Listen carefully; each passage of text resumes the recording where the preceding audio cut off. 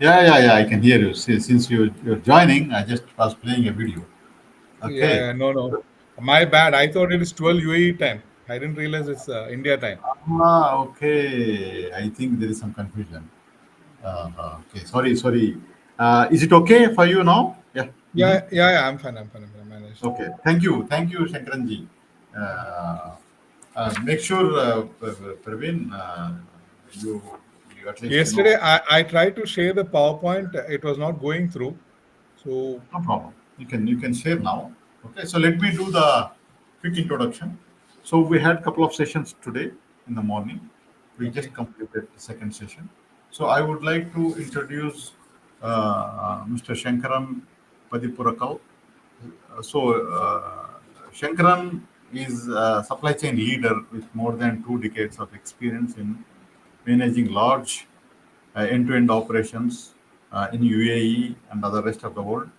Expert in forecasting, procurement, warehousing, logistics, inventory optimization, and handling network of over 375 staff, 2,300 SKUs, and major freight volumes. So he is known for driving cost savings, process excellence, and high-performing teams with very strong expertise in ERP, S&OP, and strategic supply chain management. So now Shankaran ji is talking about role of warehouse in driving business excellence. Thank you, Shankaran ji, for joining the session today. Nice to see you again. So welcome to the show. Over to you. All right. Uh, Thank you, Mr. Abdul, for the introduction. And good morning, everyone. It's a pleasure being here this morning. And the topic being a very vast topic, I will restrict it to key areas with the limited time that we have. And I hope I'll be able to add value to you this morning. And let me share the file with you. Thank you.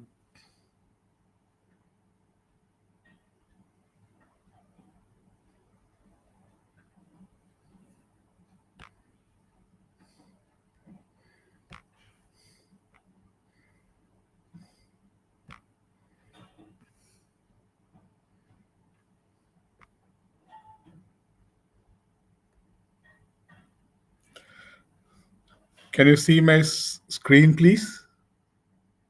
Yes, we can see the screen. All right. Great. So, as Mr. Abdullah introduced, the topic for this morning is role of warehouse in driving business excellence. See, I come from a school where I strongly believe uh, warehouse is the mirror of the organization. If you want to evaluate any business, you just step into the warehouse and see how the inventory is managed. If you look at the inventory accuracy, that is a simple, what do you call, reflection of the entire business. And the, what do you call, the role of warehouse has drastically changed. Now it has adapted a proactive approach. It's no longer a cost center. It is the warehouse that drives competitive advantage to any business. The contribution the warehouse makes for the businesses is across all the lines. It not only drives sales, it instills confidence in the sales team. When the sales team is assured of a certain service level, when they go and make a commitment to the customer and they know that the goods or services will be delivered to the customer on time in right quantity and quality, the confidence and the motivation level of the sales team goes to a different level, and they take pride in presenting the company to others. And this can come only when you have a strong process, and of course a foundation is the warehouse. If the warehouse is efficiently managed, it could be an in-house warehouse or a third party warehouse, but all that matters is how efficiently the warehouse is managed, how data is captured, how reliable the data is, and all this put together, it, what you call, contributes to the overall efficiency. Even the back end ERPs, if they have to function efficiently, you need to make sure the data that is coming from the warehouse is precise. and then your entire supply chain, whether it is the onward supply chain or the inward supply chain, if we capture the data in the warehouse precisely, it the amount of what you call gains and benefits, the contribution you get from the warehouse is uh, um, exemplary. It certainly puts the business in a different class. For a simple illustration purpose, if what you call all the items in the warehouse, if the CBM is properly captured, you get to know exactly what is the volume for your outbound orders, and based on that you can what you call plan the distribution. If you are into distribution, you can utilize your fleet efficiently.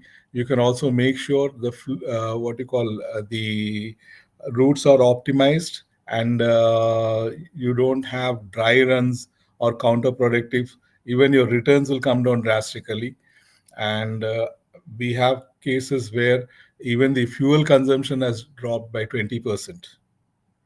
So the benefits that you derive by planning and managing the warehouse efficiently are humongous, if I can say so.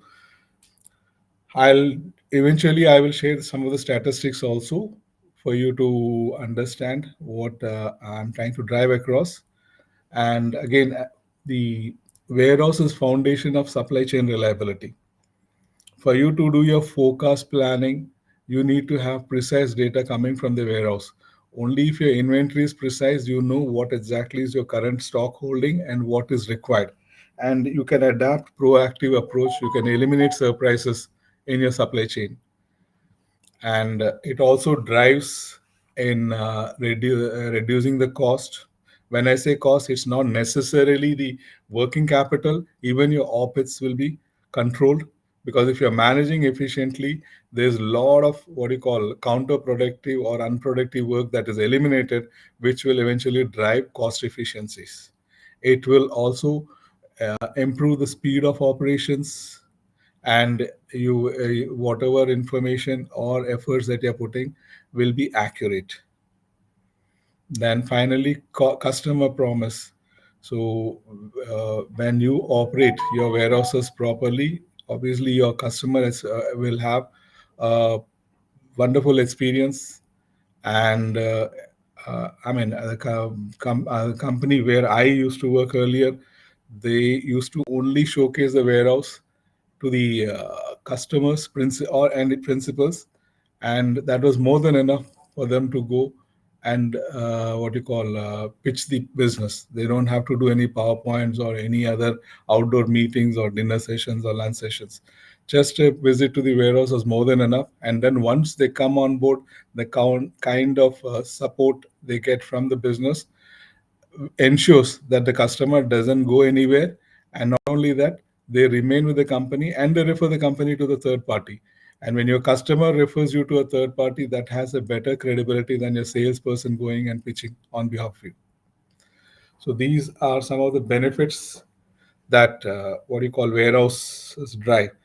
It's I mean, as I rightly mentioned earlier, it is no longer a liability, it is an asset for the business. It drives the business.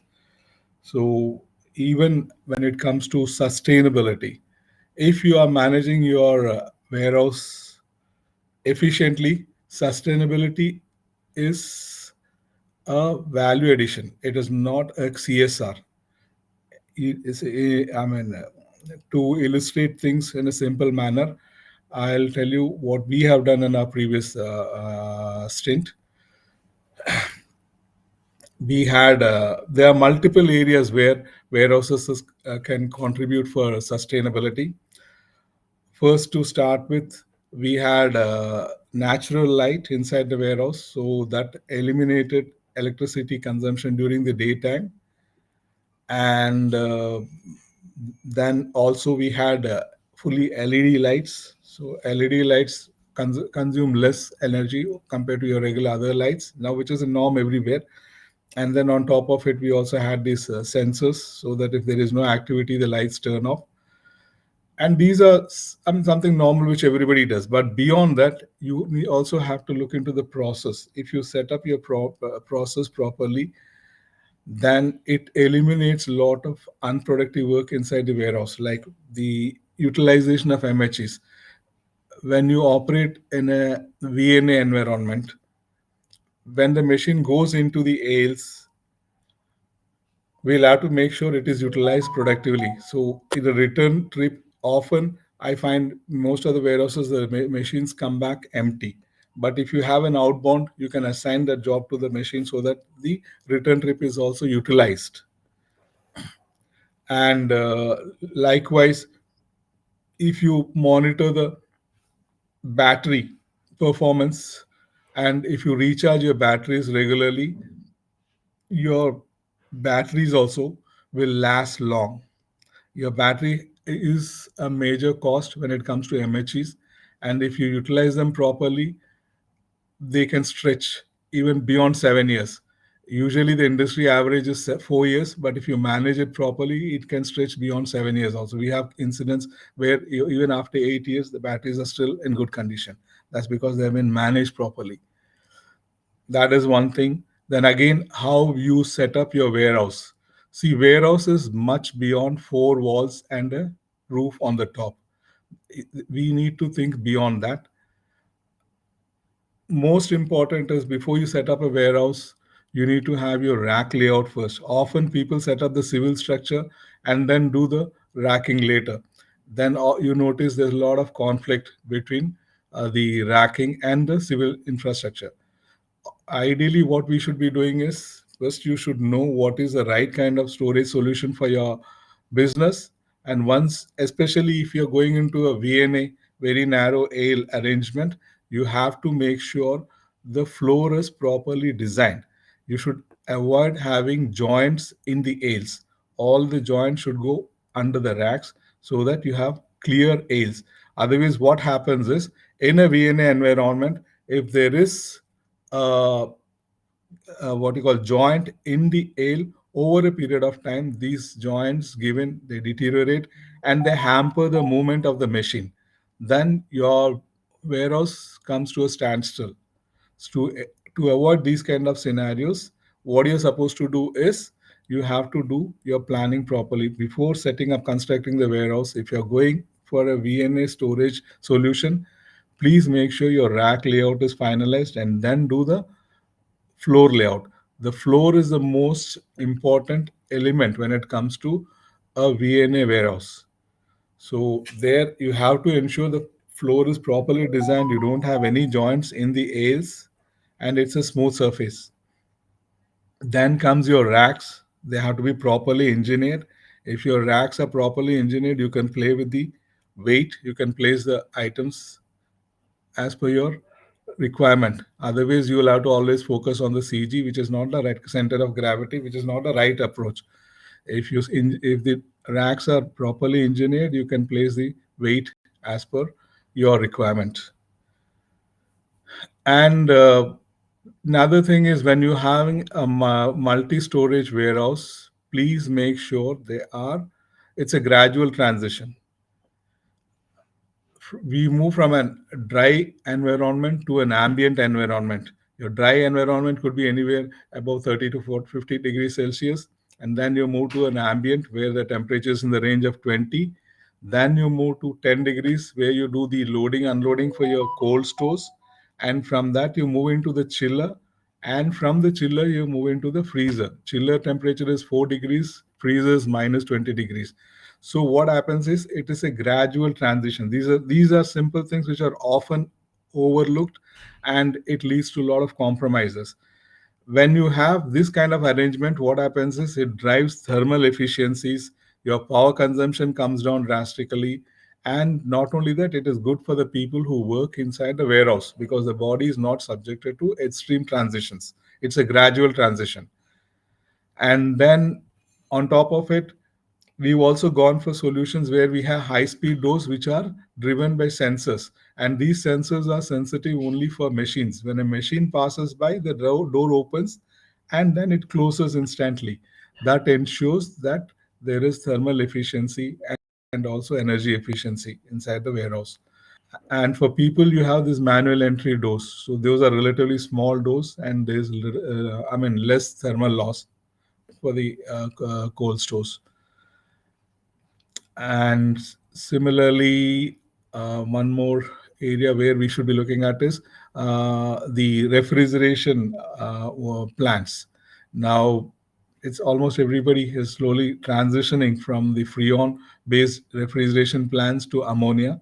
Ammonia is considered to be more eco friendly and thermal efficient as well as energy efficient. And these are some of the what do you call developments that happen. And the most important element in driving efficiencies inside the warehouse is the process. And here, often I have noticed people go wrong.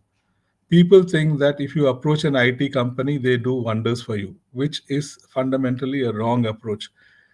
The business should take up ownership of the business. They should have a well defined process and then identify partners who have solutions that can replicate the process. And this is where often people go wrong. They expect the IT vendor to come with a magic wand and perform some kind of miracle. And this is where people usually end up burning their fingers and incurring huge financial losses.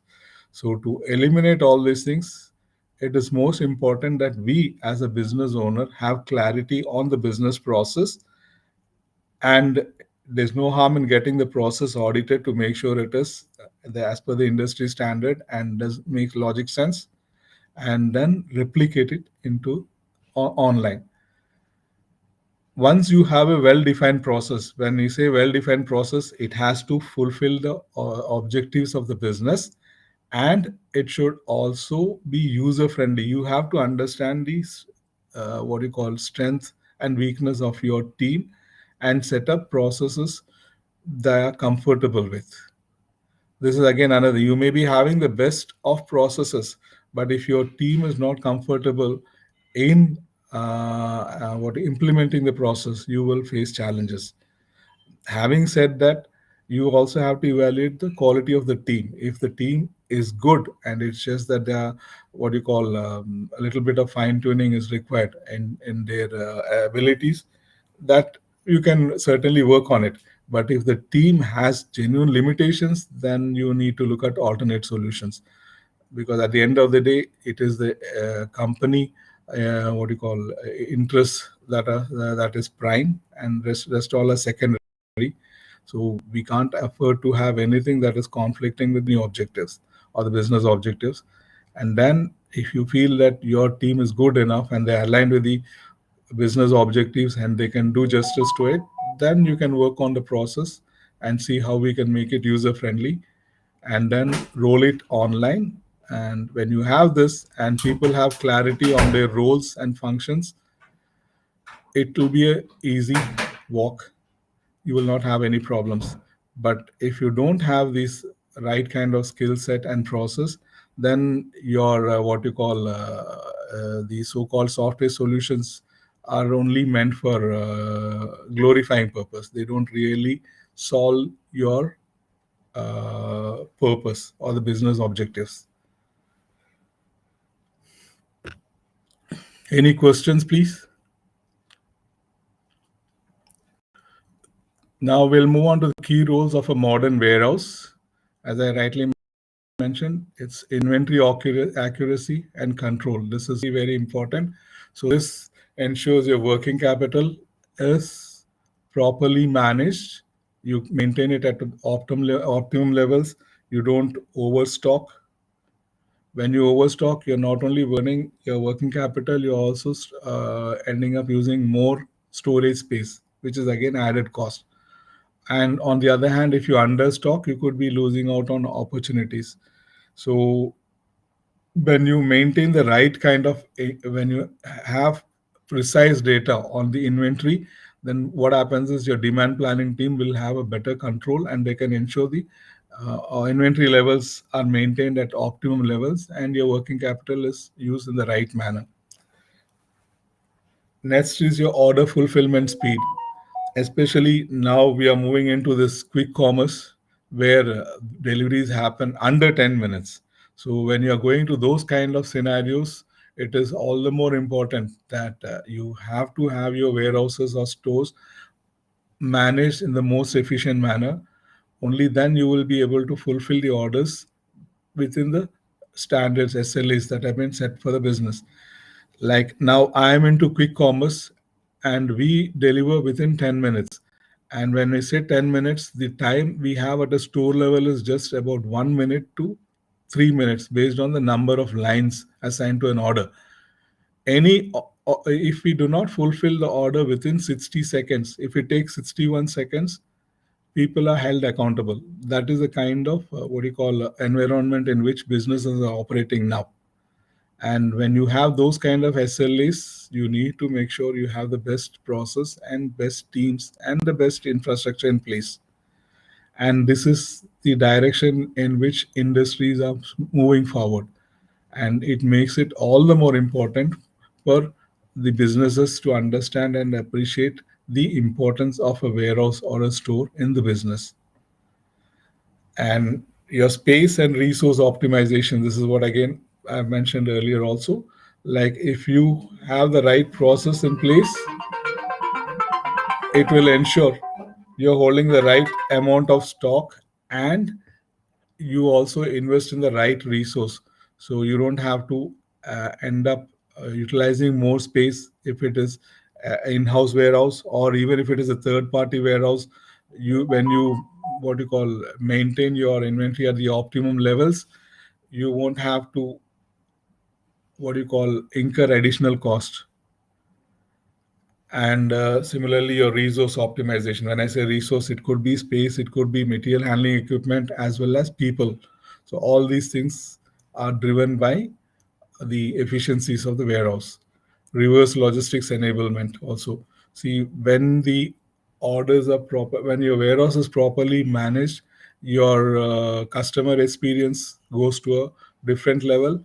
And when the customers are happy, your reverse logistics also comes down drastically. Leave alone managing reverse logistics, the when the volume comes down drastically, that itself makes a big difference. And then managing it is not a big deal because you have the right system and process in place. And customer retention is what I've again told. So when the customer is given the right kind of service, they will always remain loyal to you. And strongly believe businesses always look at business interests rather than emotions. So if you are fulfilling the requirements of your client's business, regardless of your personal relationship, they will remain with you because that is the larger interest for both the parties. And it's not only that, they could also become your referrals. And when your customer become your referrals, it has more credibility than your salesperson going and talking on behalf of the company. Likewise, principal attraction. So when you manage your warehouse properly, you your other suppliers or vendors would be keen on partnering with you because you have robust systems and resources in place, and that will only help the business scale up and move forward. And sales increase, this eventually contributes to sales increase, because when you are having a very good service level with your customers, you would be referred and other customers also would prefer you. And the benefits that come out of it are there for everyone to see.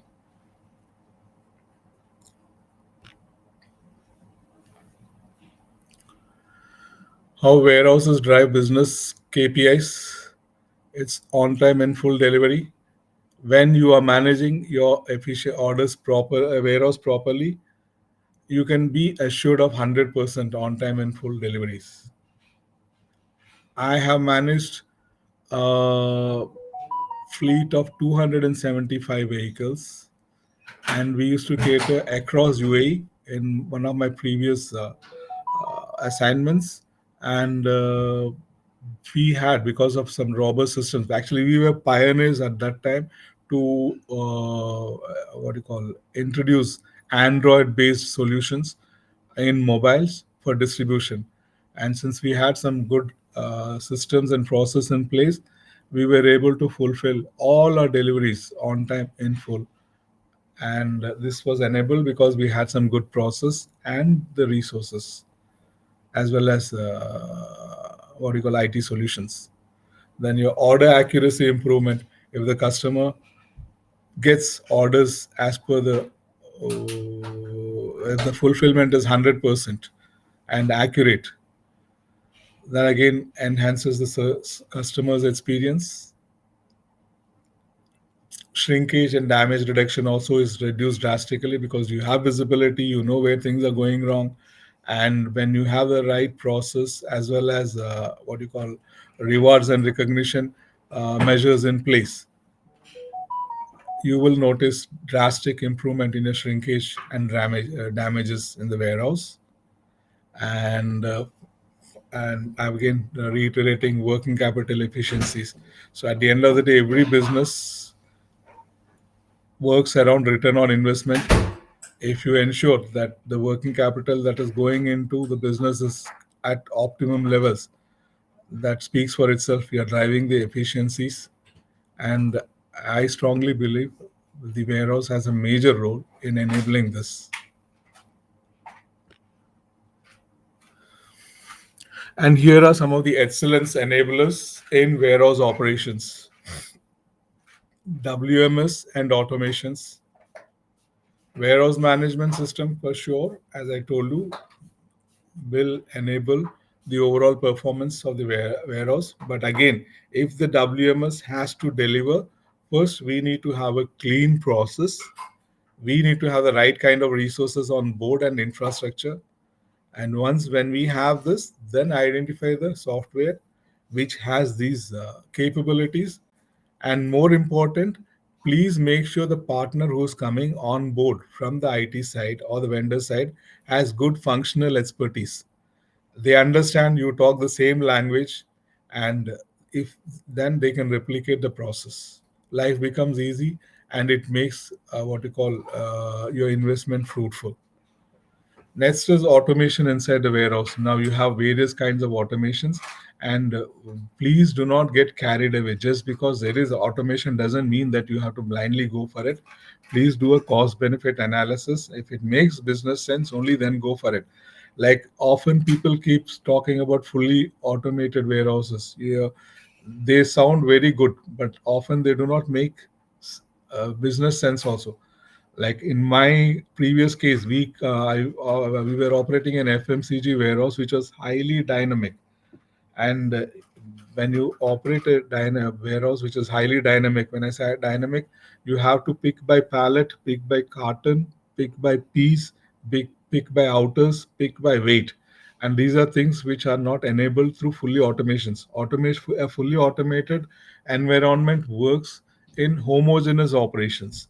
When I say homogeneous operations, it has to be a uniform in and out. It could be a pallet in, pallet out, a carton in, carton out, or a piece in, and all of them should be identical. I have products which are 25 kilos in weight, or maybe almost half a CBM, and then you also have tiny products which are barely 0.002 CBM. So you have all kinds of things. So, and when you go for these kind of automations, these automations work on law of averages. Algorithms is nothing but law of averages. And businesses entirely, I mean, at least the businesses that I have worked are exactly the opposite. They defy all this. So that is where the human brain comes into picture. And I don't think anybody can replicate a human brain. These technology is just an enabler. It cannot replace human intelligence. So when you're going for automation, it's my humble suggestion that please evaluate, does it really add value to your business? Just because somebody has implemented it in their business doesn't mean that we have to do it. You have to evaluate, does it really drive value to your business? Then you go for it. Otherwise, it is better to go for solutions which what you call add value to your business. And then you have your KPI dashboards to monitor the overall performance of your warehouse distribution as well as other functions. And your foundation for everything is again your warehouse. If you manage your warehouse KPIs properly, it will make a difference across other functions also. and you have real time data.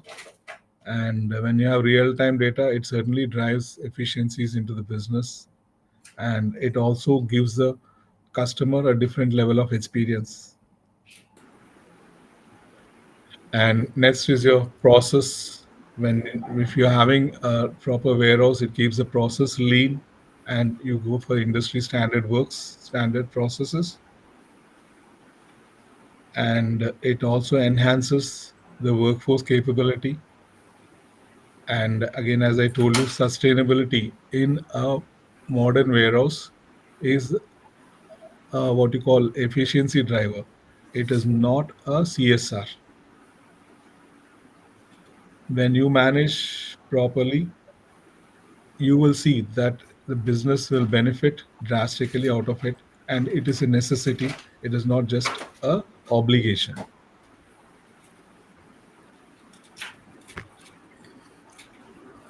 So finally, here are the warehouse KPIs performance snapshot. I just for you all to have a look at it. I have been very, very conservative in this. In fact, often it is much less. Your space management in a contemporary warehouse is much less than 95%. I have seen cases where they're 60% also. Whereas in a modern, properly warehouse management, a warehouse can be assured of minimum 99.95. People talk about Sigma 6 nowadays. Your order fulfillment accuracy also is there for you to see. These less than 95 is a very conservative figure. In fact, it's less than 75. I have seen many. And over here, you're talking about 100% easily. And certainly 99.95. Or tips, all these are there for you all to see. And we've just discussed this also.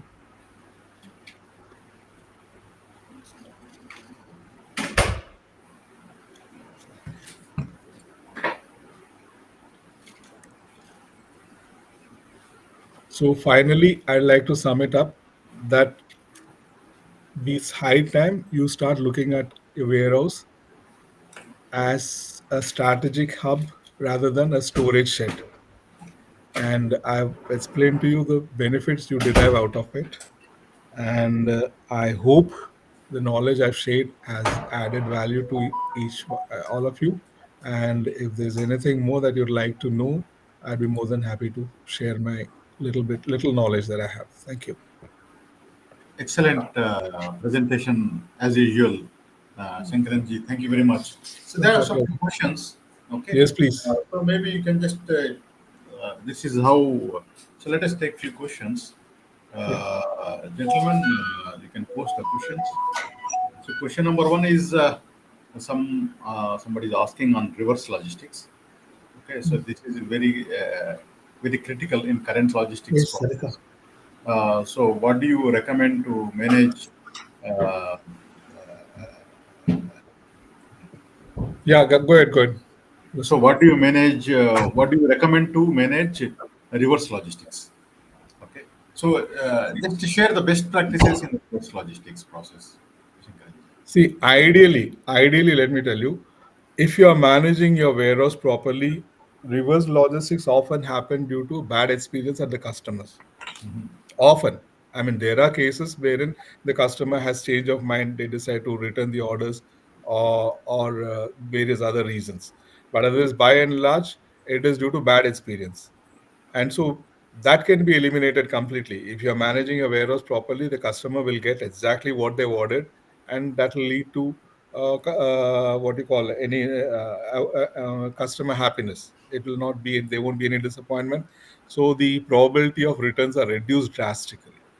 Now, having said that, there could be scenarios where you have a genuine return. The customer has a change of mind or some other developments which are beyond us control, in Mhm. which case obviously you have, I mean, you have to facilitate the returns, and you know exactly what has gone, and that has to come back into the warehouse. And how you manage it is again it is all what you call industry specific. If you ask me from an FMCG environment perspective, I have my vehicles plying across the country length and breadth on a daily basis. Mhm. So I allow to just divert my vehicle on the return trip, to go and fetch those items from the customer and get it back to the warehouse. Mhm. And of Mhm. course, in a what you call a FMCG environment, you have these returns policies. So when you sell your goods on a consolidation basis, you are obliged to take the items. If the customer wants to return, if they're not moving, we'll have to take them back. But when you are maintaining your records properly, your warehouses properly managed, you know what exactly has gone to the where customer, and you Mhm. have visibility. You know which batch has gone, so you have the information in front of you. So when you are going to the customer, you just have to reconcile with the information that you have with what is there in the customer. If they both match with each other, you can take them back. So this is where again the way you efficiencies of your warehouse comes into play. So you have to make sure everything is captured. The batch, what are the products that have gone to the customer, what is the expiry date, what is the batch. So when you have all this information, it becomes all. There have been incidents like I stay in a part in a part of the world where there are certain limitations. You I mean we had a product which is made exclusively for the Middle East. Uh-huh. In Middle East, you cannot have alcohol as an ingredient. Ah, okay. Okay. And this product universally has alcohol as an ingredient. And the one that is made for the Middle East doesn't have alcohol in it. But it is as a brand, it is very popular. It sells well. And we had an exclusive arrangement, so we were the sole distributors for this product in this market. Then what happened, since the brand is moving, there was parallel trade happening. Mhm. People from other market sourced the product from other markets and they sold it. And when they sold it, the product from the other market had alcohol as a ingredient inside it. Mhm. And this was noticed by the customers. And they went and lodged a complaint with the authorities. And the authorities immediately they took note of it and they did a brand recall. And when we were surprised because we know that our products were complying with the local norms. And we asked them for the sample which had the problem. And when we went and saw the sample, it was a different batch. It is Mm. not the one that is sold by us. Then we Okay. reached out to the principal, showed them that this product has entered the market. They told that it was meant for some other country. It has come as parallel trade. And Ah. later on, then they got to know how it has come. They went to the retailer, they found out who supplied them, and then they caught hold of them. Mhm. All this was enabled because we had the right process in place. Every data was captured. We had everything with us, Mhm. so we could what you call figure it out and manage the Yeah. challenge. So this is very, very important that you have a traceability of your batch. Traceability is important. Exactly. Yeah, because in especially See, yeah. Mhm. Eh, Especially in we, the we process. see we are a IS we were an ISO 22000 certified company by Bureau Veritas. Bureau Veritas did not engage any consultant in we did not engage any consultant in getting an ISO certification. Bureau Veritas came and audited our standard process and certified us for ISO 22000.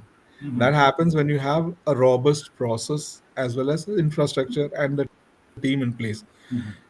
Mhm. We make sure everything, if a has to be recalled within 24 hours from across the 24,000 stores inside UAE, we can pull the Mhm. items and get into our warehouse. That is the kind of control and traceability we have. Very important. It's very important.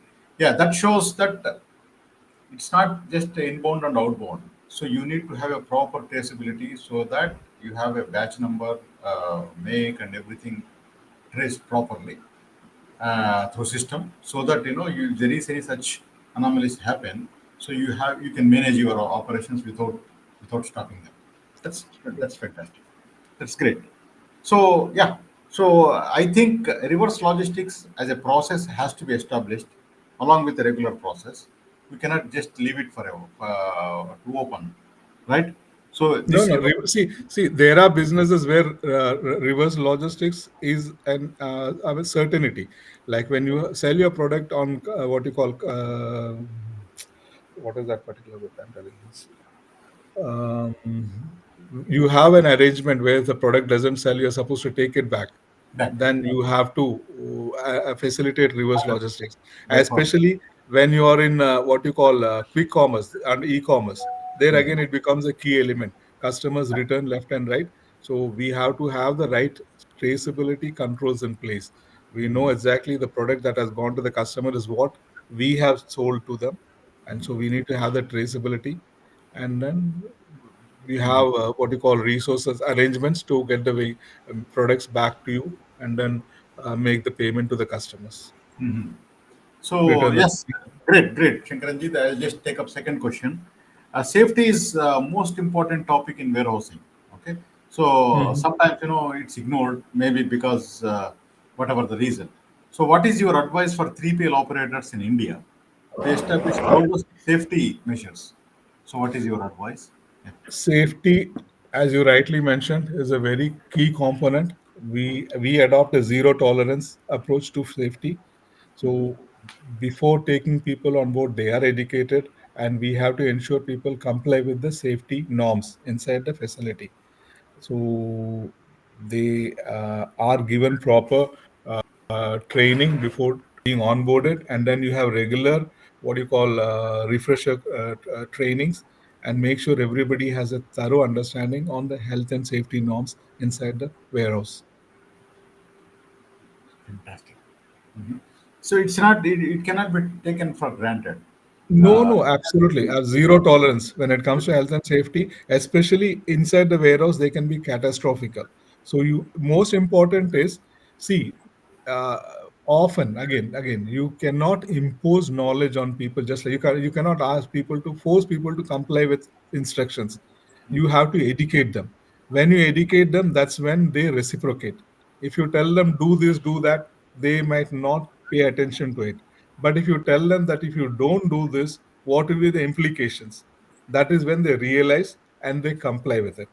Now, let's say you're going into a what you call rack ale. If you do not wear a helmet, what happens is you have objects on the racks. If Correct. they fall, you will get injured. So this is something that has to be educated, and if required, show visuals, audio visuals, so that they understand. And similarly, in what you call a narrow ale environment, the only machine that you can reverse inside the ale is a VNA machine, because that is a guided machine. No other machine should reverse inside the ale. They should only go straight forward. Otherwise, what happens is these machines go and hit the racks, and when they hit the racks, it will be catastrophical. So this is something which we have to educate. If you don't tell them and just tell them you are not supposed to reverse, don't reverse, they will not pay heed to it. But if you explain to them and show them audio visuals, that is when the teams understand, and when they are informed, they will reciprocate. So this is most important when you are implementing health and safety. Please make it a point that the team is educated. Don't just give instructions. They have to understand the implications of not complying with health and safety norms. Excellent. So yeah, so the question number three, what we received from the participants is skill management and employee empowerment. Please brief best practices in managing skills and enhancing skills. It is not easy to build a team in Indian environment. Okay, so you will not get the right. Yeah, what I understand is you don't find the people with the complete trained workforce, especially in the growing economy. So, what is your advice? How to build the teams for the warehouse operations? See, it's a no common challenge. You are not living in an ideal world, and when I take resources on board, I look at things from a long-term perspective. I basically see, uh, I mean, if a person comes with what you call a certain set of skills which are acceptable, is well and good. That minimum set of skills are required. Then on top of it, we look at the attitude of the person, his intellectual abilities, whether he can understand the concepts, is he good enough, and then we train them. And initially there will be some set-offs, but eventually in the long run they pay off, because you're looking at resources for a long-term perspective. So you get them, train them, but make sure you have trainable people with the right attitude, and impart knowledge on a regular basis, and do it gradually. Please don't impose too much of information in short durations. Do it gradually, step by step. and you will reach there. At least this is what my experience has told me. Yeah. Take your time. You cannot. It's a senior warehouse manager or somebody. It's because they are living in that space Mhm. for quite some time, so they know. So Mhm. don't expect that everybody will know with the same level of understanding. No, no. So it So takes time. first, see, basically introduce them to the basics and gradually build on it, and you will get to that. Excellent, sir. So one more question. So about technology, your favorite topic. So what are the technology trends for 3PL operators? What are the mandatory requirements? Because there are so many things that everybody is talking. So you, I think you already explained in the presentation. Okay. So what is your advice? How can warehousing and warehousing companies can adopt technology, especially the mid-tier companies? So what is your advice? Like again, see, my experience is Tracy, there are plenty of solutions in the market, and trust me, even the low cost or the high cost, all of them, there are many low cost solutions also which fulfill the same. Your requirements can be fulfilled. Most important is you need to have clarity on your process. You should have a clean, you should take up ownership of the business. You cannot entrust this responsibility to the vendor. You should take up ownership. You should have a thorough understanding on your business process and make sure it serves the best interests of the business. And it's not just you. When I say you, not the warehouse or the supply chain team, you have to make sure your other partners in the business, be it finance, be it sales, all are aligned on the process, and they get the benefits that are being driven out of this. And then reach out to a IT vendor, identify their product, see whether they have the capabilities to roll out these functions and process, and then also look at the capability of the person who is on board. Does he have good functional expertise? Is he comfortable with the functions and the subject? And then it's a win-win proposition. You are looking at a healthy marriage. Otherwise, it will lead to conflicts and compromises. Fantastic. So I think that's any. I think that's those are the questions we received. It. Any more questions? Please post, team. So yeah. So we have few more minutes, Shankaranji. Okay. So in general, okay. So what is the trend in the warehousing processes? How it is going on, and what will evolve in next 1 to 3 years? Okay, and what they should be prepared for. So, what are the key takeaways, kind of thing, from your See, experience? now we are slowly moving into ultra fast logistics. When you're saying ultra fast logistics, you're looking at deliveries from anywhere between 8 to 15 seconds, 20 seconds, and all. Mhm. So that is now here customers are being pampered. It started off from India and it's taking off worldwide now. People are taking to the concept. Now, I mean, you won't believe if I have to get something from a grocery, my grocery down, it will take at least 20-25 minutes for me to get ready, go down. And I place an order before I open my door, the guy is here.